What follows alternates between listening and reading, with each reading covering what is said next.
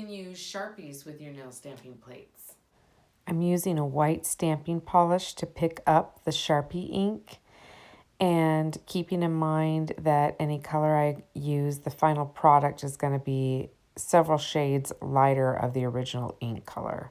And so I'm taking care to just color in and leave behind as much as that Sharpie ink as I can, and picking it up with white stamping polish.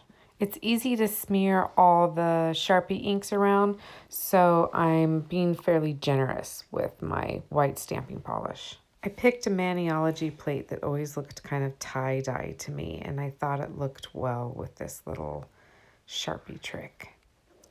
This technique can also look very watercolor-esque, so I'm playing with that idea with my next design.